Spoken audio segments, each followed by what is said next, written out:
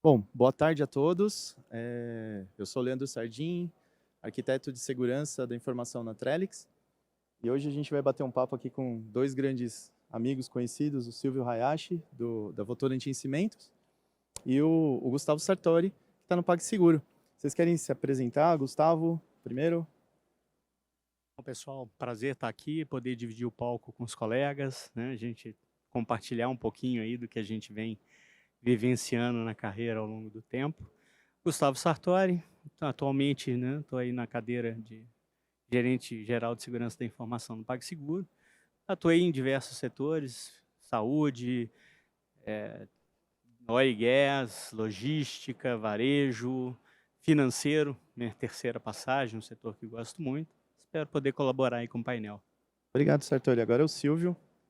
Bom, eu sou o Silvio Hayashi, sou o CISO global da Votorantim Cimentos. Eu vim de uma experiência da área da saúde, assim como o Sartori, né? Sofremos com o ransomware aí em 2000. Espero que você não tenha sofrido tanto em todos os outros segmentos, né?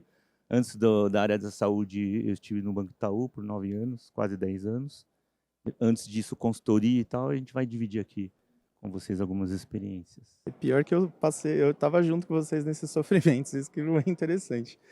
Bom, gente, a pauta de hoje nós vamos falar sobre proteção de dados, né? Um assunto que ele nunca cai fora da moda, ele nunca sai da moda, né? Uma preocupação acho que de todos sempre. E eu acho sempre importante que a gente sempre discuta esse tipo de tema e sempre esteja em pauta para que a gente sempre consiga melhorar, né? Inclusive, essa troca de experiências aqui é muito importante. E eu acho que para começar aqui o nosso bate-papo, eu vou soltar aqui um, um pombo, vamos dizer assim, perguntando para eles sobre as maiores preocupações, vamos dizer. Hoje, a gente sabe que existem dois vetores principais, dois atores, né? Dois tipos de pessoas ou tipos de problemas que podem ocorrer em relação a vazamento de dados. Um são os insiders, né? São aquele tipo de vazamento que tem alguma pessoa ou de propósito ou não de propósito dentro da empresa fazendo esse vazamento. E também temos os atores externos, né? Então, Silvio, o que mais te deixa de cabelo em pé? São os caras externos, os caras internos, o vazamento intencional, não intencional? Na sua opinião, na sua experiência, o que você pode compartilhar com a gente? Bom, para mim o que tira o sono, que acho que deve ser de muita gente também, é o ransomware, né? E agora, como ele vai entrar, assim, aquele estudo que a IBM faz através do Pomeno Institute, comentando que 85%, né, dos ataques vêm de fora, 15% de dentro, quer dizer, aí nessa proporção você teria que se preocupar primeiro com os externos, mas acho que é uma coisa muito assim de você entender o tamanho de muro de proteção que tem a sua empresa, né, as contramedidas de segurança existentes e o tipo de exposição de risco que você tem, mas o que me tira o sono mesmo é o ataque avançado e persistente. E você, Sartori, que na sua opinião, o que para você é o mais preocupante? Falo que, né, como responsáveis por segurança, a gente tem que ser sempre diligente e não tem como, obviamente, a gente descartar. Então, o ransomware e as gangues externas são um fator preocupante, são agressivos, trazem, mas a gente sabe também do potencial dano que um insider traz para a operação, né? Olhando esses dois atores, né, de formas diferentes, o insider, ele é um cara que tem o conhecimento do business, ele sabe para que aquela informação é relevante e, inclusive, né, ele tem um potencial de trabalhar essa informação com concorrentes e com outros atores ali do ecossistema do business. E isso traz ali um potencial prejuízo grande também. Então, eu acho que a gente tem essas duas esferas ali, e concordo, né? A questão é entender bem a arquitetura, ver ali quais são as camadas, fazer um bom mapeamento para entender onde está a maior dor ali, onde está a maior fraqueza, né? Eu não tenho muitos números, mas eu imagino assim, né, que o insider, eu estou inferindo, porque não tem os números, ele tem muito uma ligação forte com a questão, com as questões de fraude, né? E talvez, assim, de uma forma mais massiva, o ataque venha mais por fora, não sei. Acho que é uma visão, né? Quanto a números, Silvio, assim, também não são dados atuais, tá? Isso daí já tem alguns bons anos que eu fiz uma consulta, eu acho que o pessoal deve ter essa curiosidade também. Mas dizem, a pesquisa que eu fiz há um tempo atrás, que aproximadamente 60% dos vazamentos de informação, eles são internos, não intencionais. Foi sem querer. Alguém não sabia que tinha determinada informação. Foi uma impressão de um documento que o cara não fazia ideia que era confidencial, esqueceu em cima da mesa, Mandou para a pessoa errada, né? mandou para a pessoa errada. Um bucket S3 mal configurado, um share de OneDrive public, e por aí vai. Eu acho que essa dúvida a gente acaba tendo, porque é mais fácil a gente fazer a métrica e medir os incidentes, porque o hacker, no fim do dia, ele além do resgate, além ele também quer a visibilidade, a fama, então ele bota no canal, ele coloca. O insider não, o insider quer o anonimato. O insider, ele tem acesso, ou seja, o acesso dele é legítimo. O acesso dele é ok, ele tem lá, está autorizado, aprovado, passou pelas campanhas de revisão, né? Ele quer trabalhar aquilo de forma a monetizar e muitas vezes ele não quer sair de onde está. E a desgraça é o tema cruzado, né? Que é tipo, Verdade, tem razão. que é o ransomware as a service, quer dizer, pô, já não tinha a desgraça do externo e do interno, agora eu cruzo os dois, né? E o de fora, que é... Não, e aí, entrando nisso que você falou, Silvio, aí entra seguindo o tema, eu vejo que, assim, data protection, quando a gente está falando de proteção de dados, existem os vetores de vazamento que são tradicionais, né? O pessoal se preocupa bastante. Não, quando vou conversar com algum cliente, normalmente ele fala assim, eu gostaria de proteger o e-mail da empresa, eu gostaria de proteger o pendrive. Pra vocês terem a ideia, uma vez cheguei já faz um tempo, mas eu fui numa empresa que o pessoal fazia proteção do pendrive com Durepox, na USB. Então, assim, são as preocupações assim mais comuns.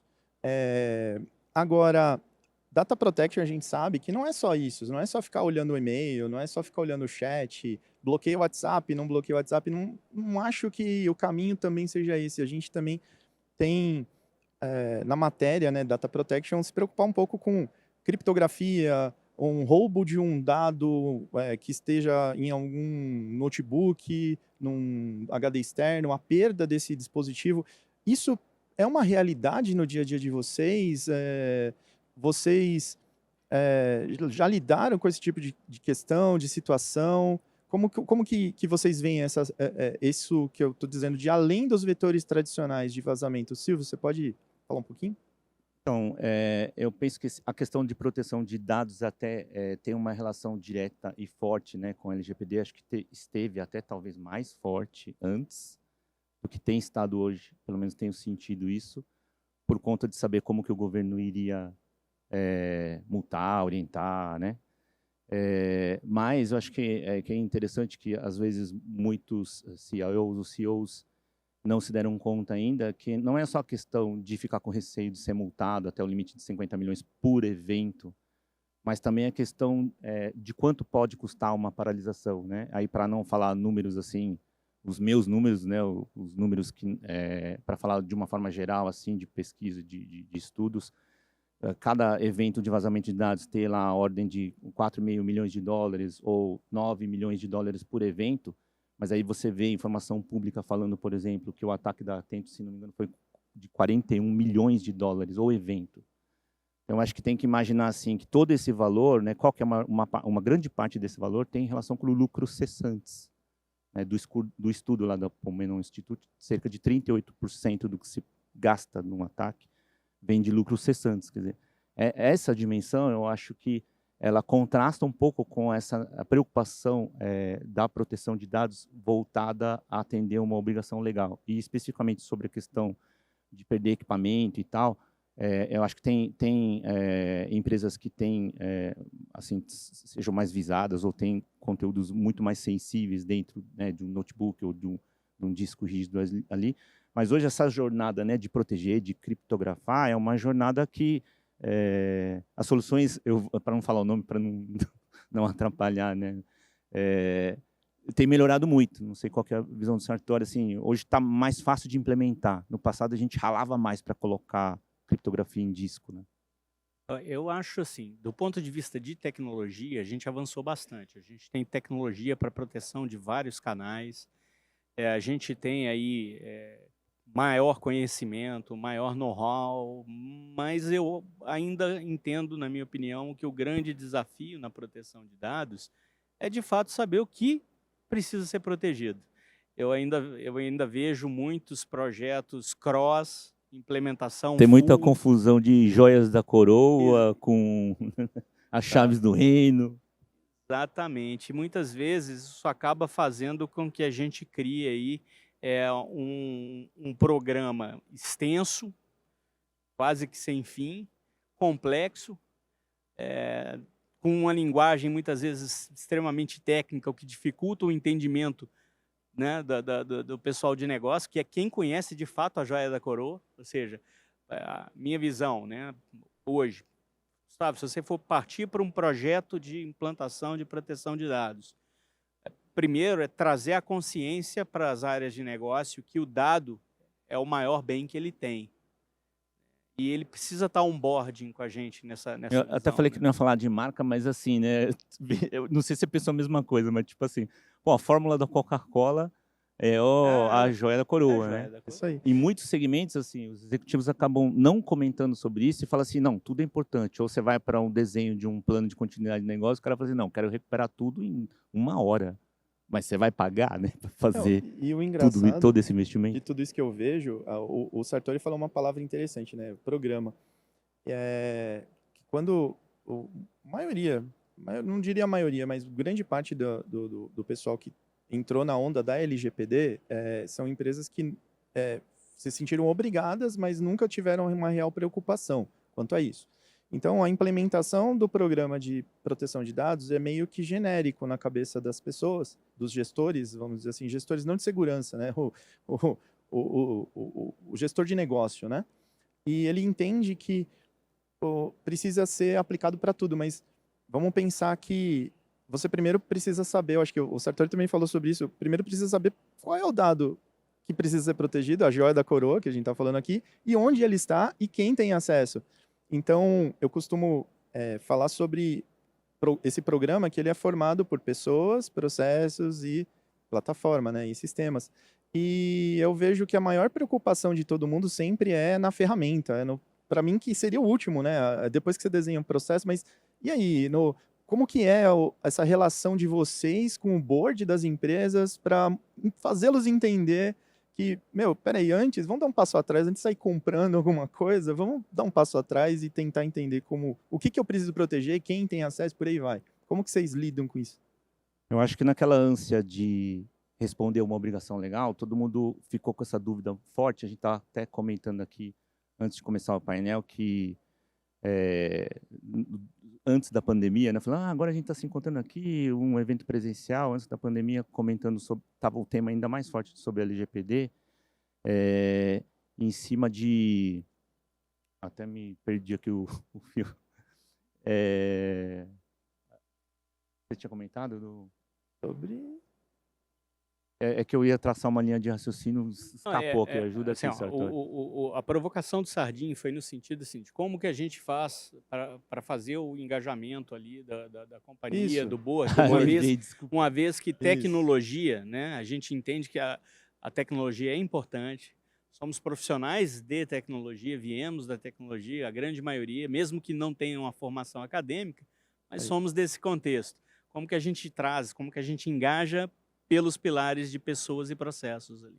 Deu lapso aqui, mas assim, o que eu queria dizer é o seguinte, que no começo da LGPD, todo mundo pensando em tecnologia, então assim, vamos dividir, vamos fazer uma primeira onda aqui em cima de gestão de consentimento, gestão de cookies, né, gestão de petições dos titulares e tal, e muita gente comprou a ferramenta. Isso, de Aí, custódia, né? exatamente, aí comprou, tudo bem, não estou dizendo que é ruim, eu não acho que compre uma etapa importante para fazer os questionários iniciais da parte de inventário de dados e tudo mais. Mas agora, para mim, em relação à proteção de dados, esse tema que é a continuidade, que tem uma ligação com o que o Sartori comentou, que é a questão de você entender o que é importante para você, que é um desafio que já há muito tempo o pessoal de Master Data Management vem dizendo, que assim, aonde que estão os dados, né? E isso é uma coisa diretamente ligada com o tema que a gente está falando, de proteção e de vazamento, inclusive, porque o desafio que se tem não é onde o dado está estruturado e armazenado e confinado lá no data center, protegido, criptografado ou não, mas e o dado não estruturado, né, que está espalhado, um planilha Excel, arquivo de documento, lá no notebook, lá no desktop. Se a gente tem a consciência do que é,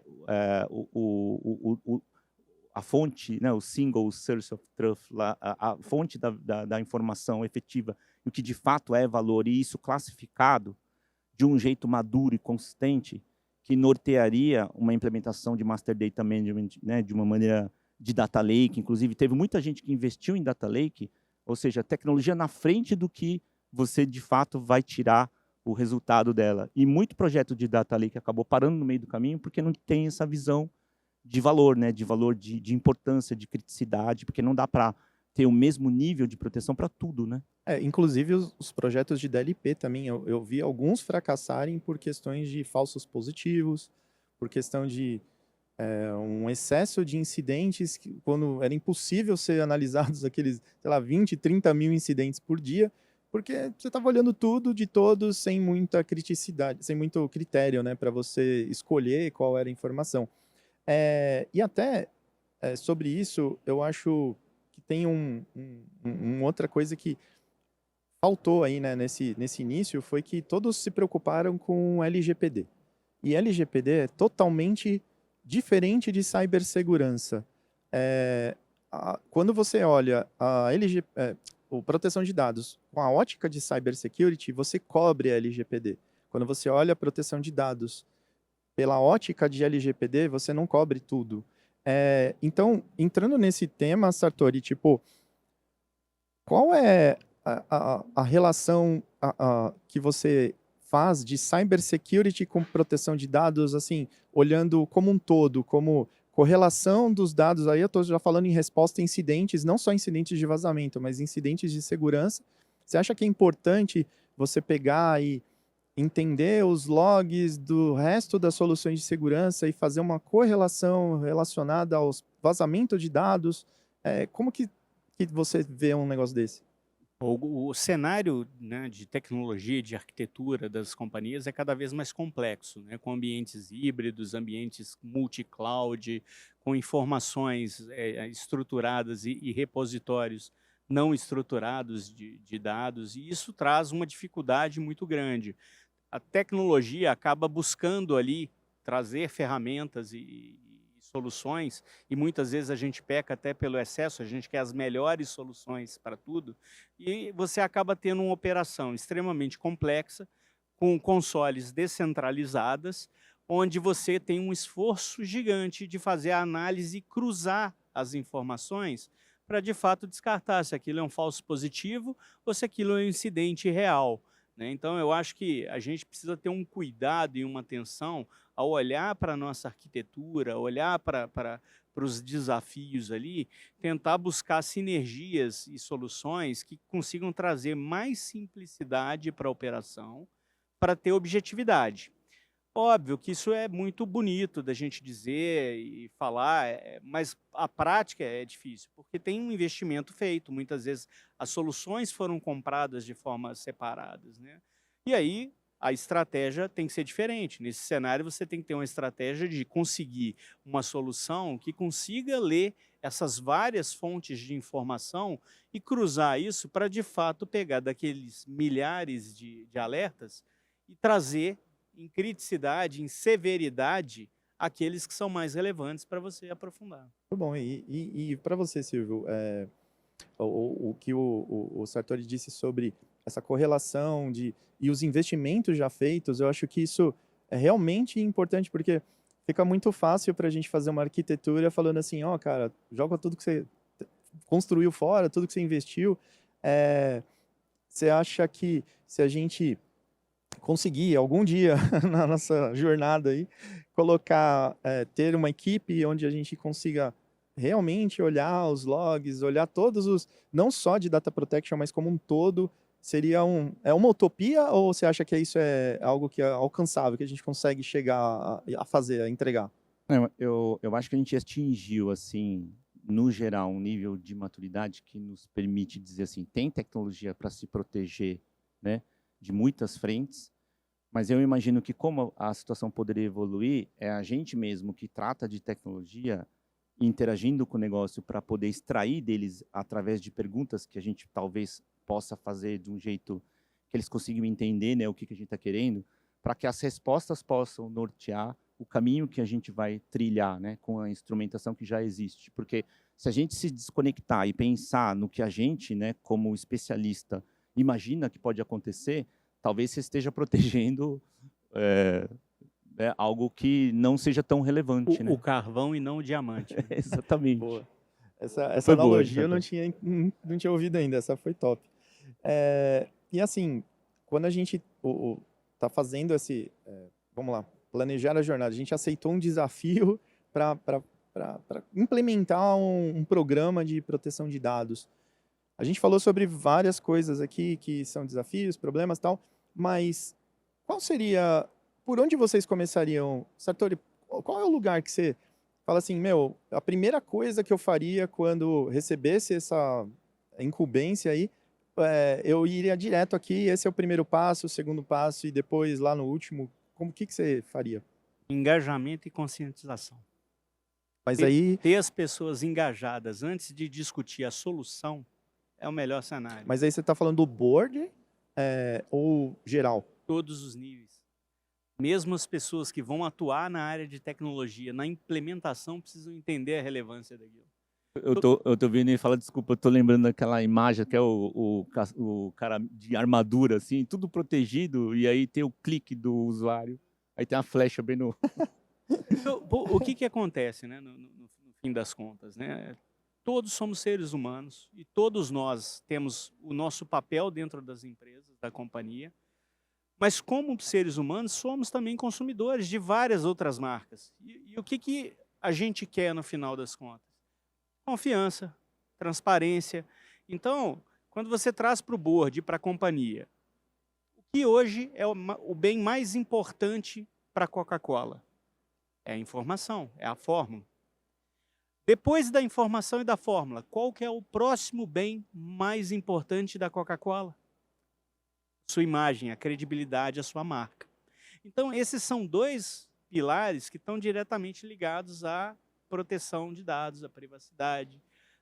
E quando a gente começa o projeto, se a gente começa engajando, essas pessoas vão estar mais dispostas a apoiar no mapeamento de onde estão e quais são de fato aqueles dados críticos, porque elas vão ter essa consciência. As equipes de tecnologia vão ter um olhar diferente, não de que aquilo é um projeto de SI que está vindo e é só mais uma demanda que eu preciso executar. Eu acho que agora, assim, não é que está resolvido, mas está mais fácil de as pessoas compreenderem que segurança da informação é de todo mundo, né? Não adianta colocar a prática se o cara coloca senha e cola no post-it na tela do computador, né? É interessante que uma vez eu fui numa empresa, aquelas startups assim que fora da casinha, né? E eu acho muito legal isso porque eles tiveram uma sacada que no banheiro, no mictório, tinha exatamente para onde a gente olha, tinha lá um aviso. Você trocou sua senha essa semana? Você deixou algum documento confidencial em cima da sua mesa? Cara, mensagens assim, eu achei muito Vou pegar essa interessante. ideia para colocar lá no banheiro da empresa. Não, e eu vou te dizer uma outra coisa. Depois eu fiquei curioso, eu fui atrás, né, do pessoal de SI para conversar, falar, cara, e aí? Como que vocês fizeram isso? Eu falo, não fomos nós que fizemos. A gente chamou o time interno de Comunicação? e... Ah, meu Deus, esqueci. Publicidade. Publicidade, porque é exatamente o que o Sartori falou sobre engajar primeiro. Então, qual é a melhor forma? Eu falo, cara, nós somos uma agência de publicidade, nós temos uns melhores publicitários. Nada melhor do que chamar os caras para criarem a campanha interna. E depois eu comecei a ver que algumas empresas, inclusive parceiros de segurança, eles estavam contratando publicitários exatamente para ajudar nesse produto, vamos dizer assim, de conscientização interna. Acho que isso é legal, porque não é só assim, então vou comprar uma ferramenta que vai traduzir o que eu vou fazer como meu programa de conscientização. A ferramenta é importante, a plataforma, dependendo, umas são muito boas, inclusive, mas tem que pensar também nisso, né, num aspecto mais amplo, assim, de como fazer com que isso, de fato, a conscientização, ela ocorra, né, na prática, né? Não é só comprar a ferramenta e achar, aperta o botão, que a ferramenta vai fazer isso sozinha. A gente também, à medida que vai executando e fazendo as conscientizações, fazendo os programas, recebe também inputs das pessoas, e isso é um ciclo, vai melhorando. Então, coisas do tipo, acontece um incidente fora da sua companhia, você pega ali um espaço, um canal de comunicação, vou pôr aqui um nome fictício, né? Minuto da comunicação, pega aquela notícia, manda para todo mundo e coloca questionamento. O que você faria para proteger a situação, as informações, se você estivesse nessa situação, né? Então, assim, acho que cada vez mais a segurança tem uma postura de abertura, de diálogo, de conversa, né? No passado, a gente, de fato, era uma área muito direcionada exclusivamente a compliance. Documento, controle. Documento, controle. Hoje, com a necessidade da segurança ser uma área habilitadora de negócio, não ser mais um blocker, isso estimulou e força com que muitos profissionais precisem se adaptar ao meio do business, ter maior interação. E isso facilita o programa de proteção. Bom, então a gente está caminhando aqui para o final do papo, até passou rápido, 30 minutos, eu acho muito pouco para a gente falar sobre isso. E eu queria deixar o espaço para vocês deixarem algum recado sobre, aí, como tudo que a gente tem falado aqui são opiniões pessoais, não representam as empresas que nós trabalhamos, né? Então, entendendo essa experiência que vocês têm no mercado, a gente já se conhece há um bom tempo, eu sei, grande parte não, mas alguns desafios que vocês correram, mas eu queria reservar esses últimos 3 minutos aí para vocês deixarem aí um recado para o pessoal, um conselho, se conselho fosse bom, né? Mas, enfim, se você deixarem uma mensagem para o pessoal que está entrando nessa jornada ou está tendo um desafio, o que vocês fariam, Silvio? Bom, para não roubar o que ele comentou da conscientização, vou falar que acho que o segredo aqui é compartilhar, trocar experiência, a gente estava conversando lá, porque sempre algo que, né, te escapou, que passou ali, o outro tem alguma outra solução. Esse compartilhamento que hoje talvez estejamos mais maduros para poder compartilhar e absorver e trocar, para mim é um segredo do que a gente poderia fazer para o futuro. Chama sabedoria. Aprender com o erro dos outros. Não precisar passar pela dor do colega para ter aquele aprendizado, né? E, de fato, é um ponto muito legal, porque o nosso atacante externo ou interno trocam informações, compartilham, Sim. jogam junto. Então, esse ecossistema nosso, fabricantes, canal, clientes, colegas, né, parceiros, trocando informação e cada vez mais, né, municiando uns aos outros, né, com experiência, com as melhores práticas, a gente chega do outro lado. É verdade, Sartori. Inclusive para mim, né? Todo mundo olha assim, poxa, você trabalha no fabricante de tecnologia, não sei o que, acha que só porque nós temos um cargo numa empresa que desenvolve tecnologia, a gente sabe tudo. Pelo contrário, na verdade, os bate-papos que a gente tem no cafezinho, sempre na empresa e trocando uma ideia, é isso que leva a gente a realmente ter um pouquinho mais de conhecimento, né? A gente nunca vai saber tudo de nada, eu acho que todo mundo... E deixar um pouco o ego de lado, né? Tipo, assumir, cara, não sei, nunca ouvi falar disso, não faço ideia, cara, me ajuda. Então, eu sigo a mesma opinião de vocês. E agradeço aí, eu acho que todos, agradeço você, Silvio, pelo tempo, foi muito legal, muito gostoso estar com vocês também, o Gustavo. E agradeço a vocês que estão aqui nos assistindo, nos ouvindo. É muito satisfatório ter a oportunidade que a gente tem aqui de estar discutindo algo tão legal de uma forma tão leve, tão gostosa assim. Valeu mesmo, pessoal. Obrigado, Sartori. Obrigado, Tamo gente. junto.